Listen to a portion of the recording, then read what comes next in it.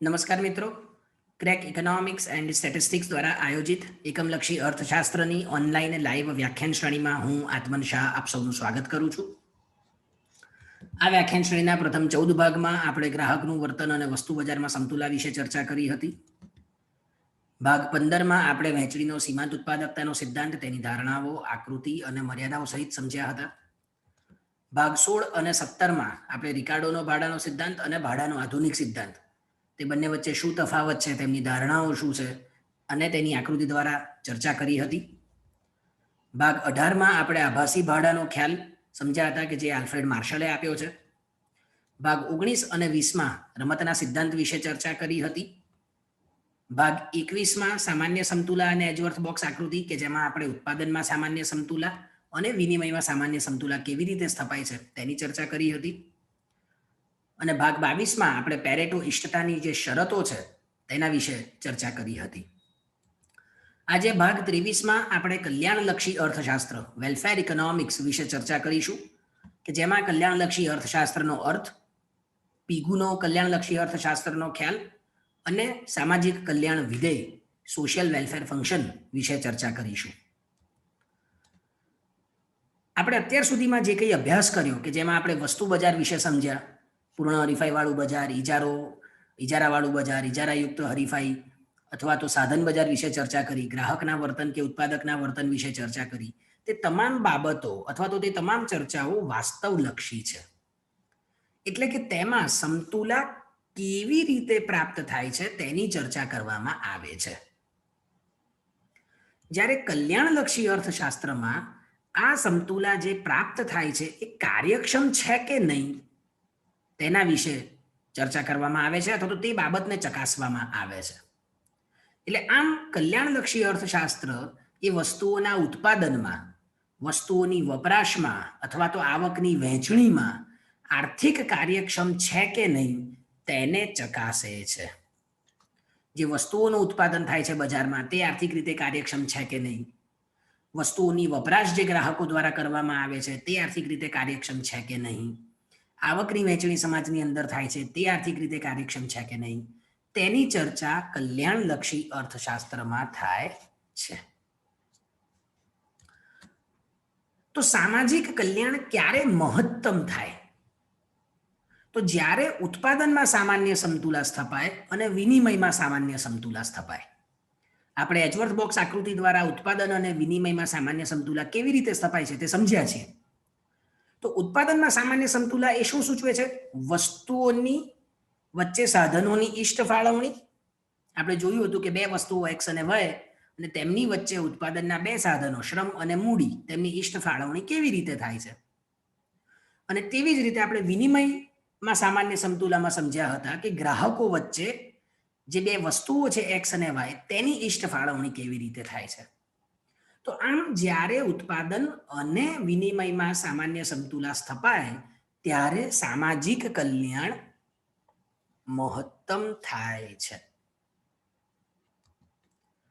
અહીં એ બાબત સમજવાની જરૂર છે કે આ સમગ્ર વિશ્લેષણમાં ક્યાંય પણ નૈતિક બાબતો કે પછી મૂલ્ય નિર્ણયોને ધ્યાનમાં લીધા નથી.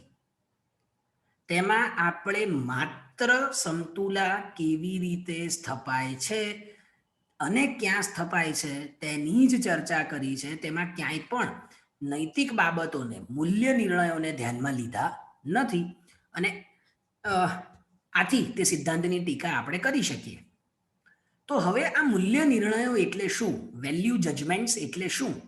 કલ્યાણલક્ષી અર્થશાસ્ત્રમાં મૂલ્ય નિર્ણયો ખૂબ મહત્વના છે.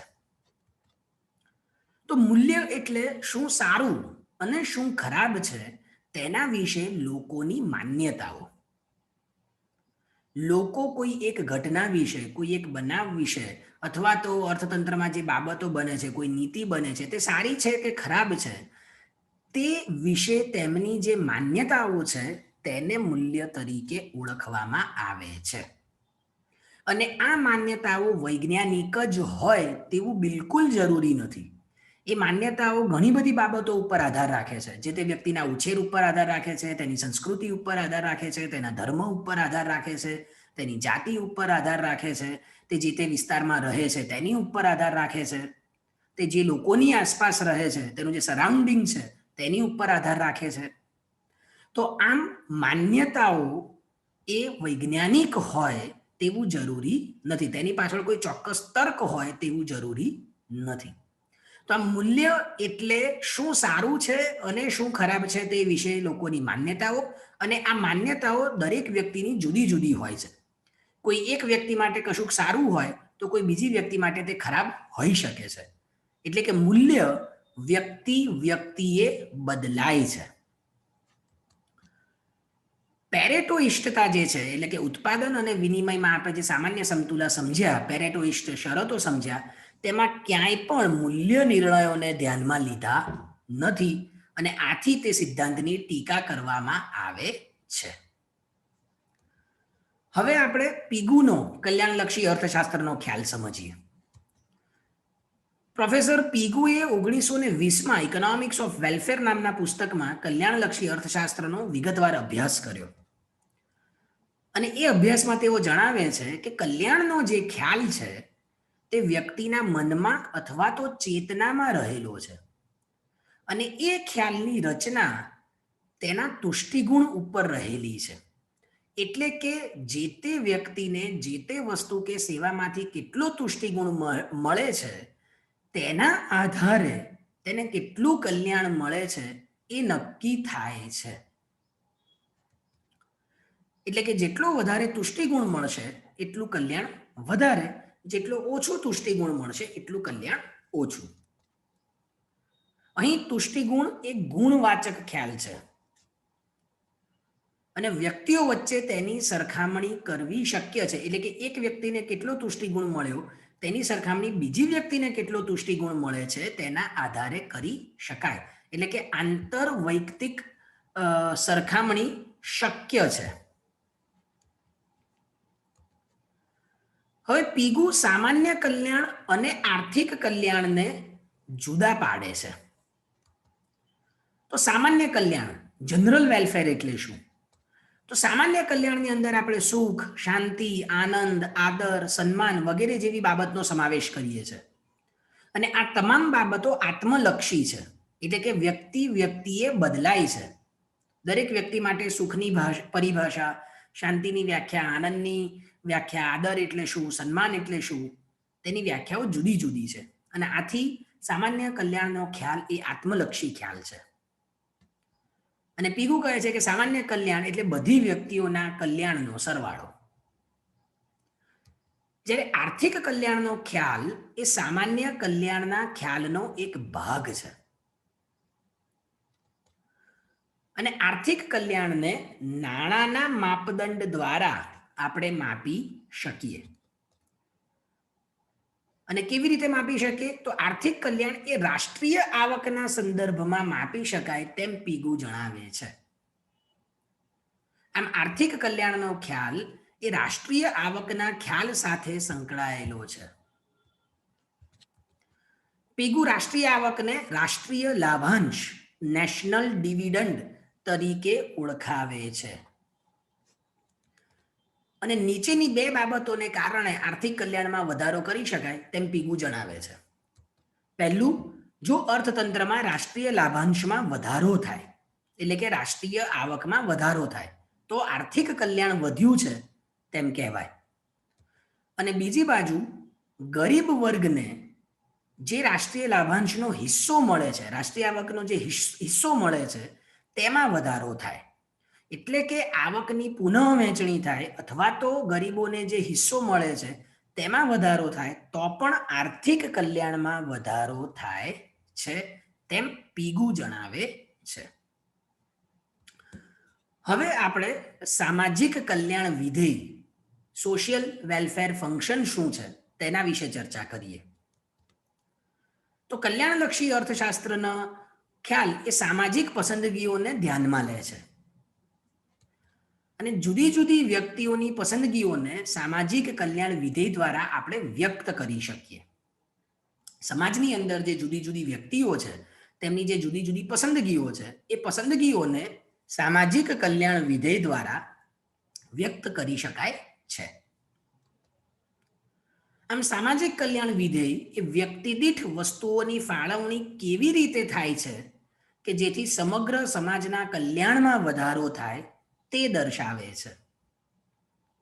સામાજિક કલ્યાણ વિધેય શું દર્શાવે છે કે દરેક વ્યક્તિએ અથવા તો વ્યક્તિ દીઠ વસ્તુઓની ફાળવણી કેવી રીતે કરવામાં આવે કે જેથી સમગ્ર સમાજના કલ્યાણમાં વધારો થાય.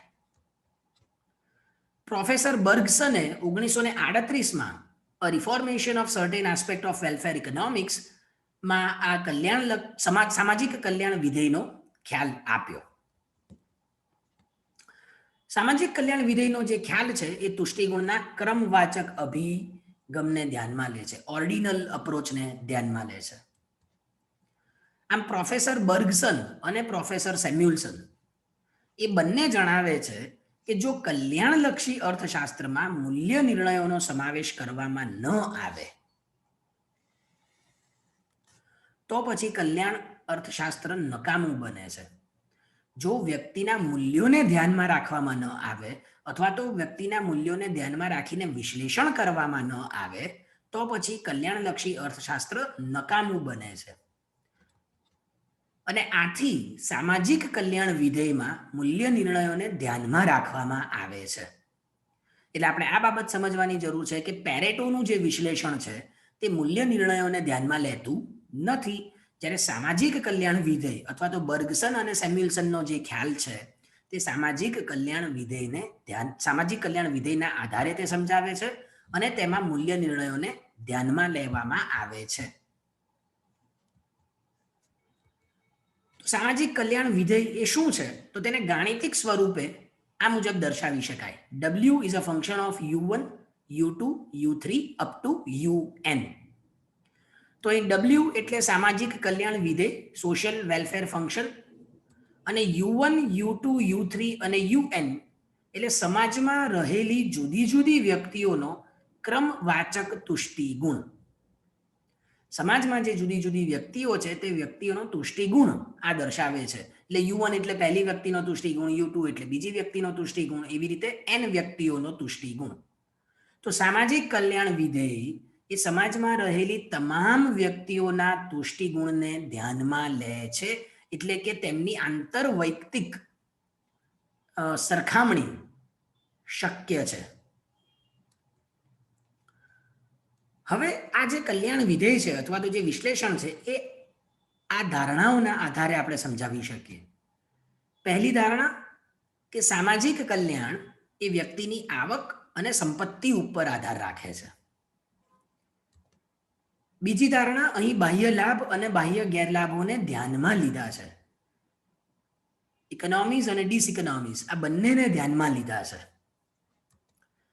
ત્રીજું, મૂલ્ય નિર્ણયોને ધ્યાનમાં લીધા છે અને મૂલ્ય નિર્ણયોને ધ્યાનમાં લીધા છે આથી તુષ્ટિગુણની આંતરવૈયક્તિક તુલના શક્ય છે. એટલે કે બે વ્યક્તિઓની જે તુષ્ટિગુણ છે તેમની સરખામણી કરી શકાય છે, તેમનો તુલનાત્મક અભ્યાસ કરી શકાય છે. આ જે સામાજિક કલ્યાણ વિધેય છે તે આપણે તુષ્ટિગુણ શક્યતા રેખા દ્વારા દર્શાવી શકીએ. તો પ્રોફેસર સેમ્યુઅલ્સને તુષ્ટિગુણ શક્યતા રેખા, યુટિલિટી પોસિબિલિટી ફ્રન્ટિયરનો ખ્યાલ આપ્યો. તો વિનિમયમાં જ્યારે પેરેટો ઇષ્ટની સ્થિતિ હોય ત્યારે બે વ્યક્તિઓના તુષ્ટિગુણના વિવિધ સંયોજનો દર્શાવતી રેખા એટલે તુષ્ટિગુણ શક્યતા રેખા. ફરી એકવાર સમજી લઈએ. વિનિમયમાં જ્યારે પેરેટો ઇષ્ટની સ્થિતિ હોય ત્યારે બે વ્યક્તિઓના જે તુષ્ટિગુણ છે એ તુષ્ટિગુણના જે વિવિધ સંયોજનો છે તેમને દર્શાવતી રેખા એટલે તુષ્ટિગુણ શક્યતા રેખા. અને આ જે તુષ્ટિગુણ શક્યતા રેખા છે એ વિનિમયમાં જે સામાન્ય સમતુલા છે તેની આકૃતિ પરથી આપણે તારવી શકીએ.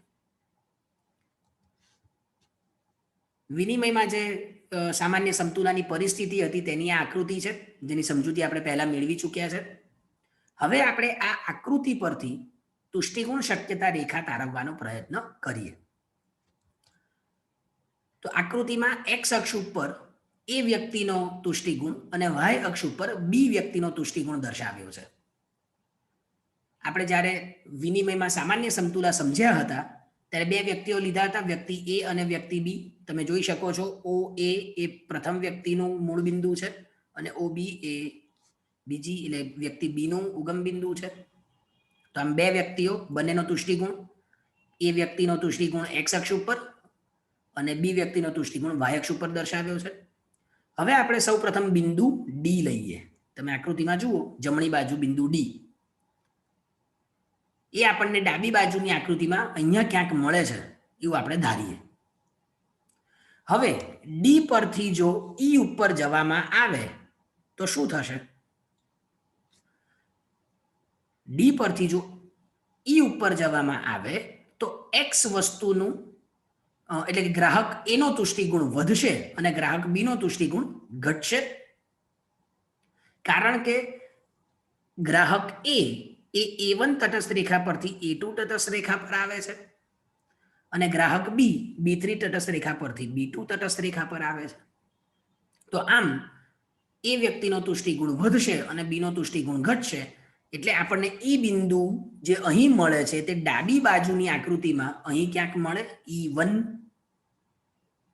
આમ D1 એ ડી બિંદુનું રિફ્લેક્શન છે, E1 એ ઈ બિંદુનું રિફ્લેક્શન છે.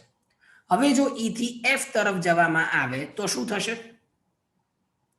ફરીથી ગ્રાહક એનો અથવા તો વ્યક્તિ એનો તુષ્ટિગુણ વધશે અને વ્યક્તિ બીનો તુષ્ટિગુણ વધશે. તો આપણને F1 બિંદુ મળે.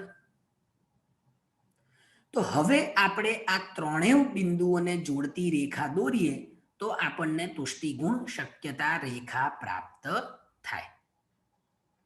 જે શું દર્શાવે છે? બે ગ્રાહકો અથવા તો બે વ્યક્તિઓ, તે બંને વ્યક્તિઓના તુષ્ટિગુણના વિવિધ સંયોજનો. તો આ D1, E1, F1 એ વિવિધ સંયોજનો છે અને તેને જોડતી રેખા આપણે દોરીએ એટલે આપણને તુષ્ટિગુણ શક્યતા રેખા પ્રાપ્ત થાય. તમે આકૃતિમાં જુઓ, D1, F1 રેખા જે છે એ તુષ્ટિગુણ શક્યતા રેખા છે. આમ એક વ્યક્તિનો તુષ્ટિગુણ આપેલો હોય ત્યારે બીજા વ્યક્તિને મળતો મહત્તમ તુષ્ટિગુણ કેટલો છે તે આપણે તુષ્ટિગુણ શક્યતા રેખા દ્વારા જાણી શકીએ. ધારો કે વ્યક્તિ એનો તુષ્ટિગુણ આપેલો છે. હવે તે સંજોગોમાં બી વ્યક્તિને વધુમાં વધુ કેટલો તુષ્ટિગુણ મળે છે તે આપણે તુષ્ટિગુણ શક્યતા રેખા દ્વારા જાણી શકીએ. હવે D1, F1 રેખા પર આવેલા તમામ બિંદુઓ પેરેટો ઇષ્ટતા દર્શાવે છે. કારણ કે આ તમામ બિંદુઓ એ કરાર રેખા ઉપર જે બિંદુઓ આવેલા છે તેનું રિફ્લેક્શન છે. અને એક બિંદુ તરફથી બીજા બિંદુ પર આપણે જઈએ, આપણે D1 થી F1 પર જઈએ અથવા તો F1 થી E1 ઉપર આવીએ તો શું થાય છે? એક વ્યક્તિનો તુષ્ટિગુણ વધે છે અને બીજા વ્યક્તિનો તુષ્ટિગુણ ઘટે છે. અને આથી તુષ્ટિગુણ શક્યતા રેખા ઉપરના પણ તમામ બિંદુઓ એ પેરેટો ઇષ્ટ બિંદુઓ છે. કારણ કે એક વ્યક્તિનો તુષ્ટિગુણ વધે છે અને બીજા વ્યક્તિનો તુષ્ટિગુણ ઘટે છે જો આપણે એક બિંદુ પરથી બીજા બિંદુ ઉપર જઈએ. હવે આપણે બીજી તુષ્ટિગુણ શક્યતા રેખા દોરીએ. તો તમે જુઓ આકૃતિમાં J1, L1 રેખા દોરેલી છે, જે બીજી તુષ્ટિગુણ શક્યતા રેખા છે કે જે બીજી કોઈ એક કરાર રેખા પરથી આપણે તારવી શકીએ. તો જેમાં J1 બિંદુ, K1 બિંદુ અને L1 બિંદુ આપેલા છે અને એ ત્રણેય બિંદુઓ પણ કરાર રેખા ઉપર આવેલા હશે. આથી તે પણ પેરેટો ઇષ્ટ સ્થિતિ સૂચવે છે. અને એ ત્રણેય બિંદુઓને જોડતી રેખા દોરીએ એટલે આપણને J1, L1 તુષ્ટિગુણ શક્યતા રેખા પ્રાપ્ત થાય. હવે આ બંને તુષ્ટિગુણ રેખાઓના જે બિંદુઓ છે એને જોડતી જો આપણે એક ત્રીજી રેખા દોરીએ. તમે જુઓ E1 અને K1 બિંદુઓ. E1 બિંદુ એ પ્રથમ તુષ્ટિગુણ રેખા પર આવેલું છે, તુષ્ટિગુણ શક્યતા રેખા પર આવેલું છે અને K1 બિંદુ એ બીજી તુષ્ટિગુણ શક્યતા રેખા પર આવેલું છે. અને આ બંનેને જોડતી એક ત્રીજી રેખા દોરવામાં આવે તો આપણને કુલ તુષ્ટિગુણ શક્યતા રેખા પ્રાપ્ત થાય. Grand utility possibility frontier. શું કહેવામાં આવે છે? Grand utility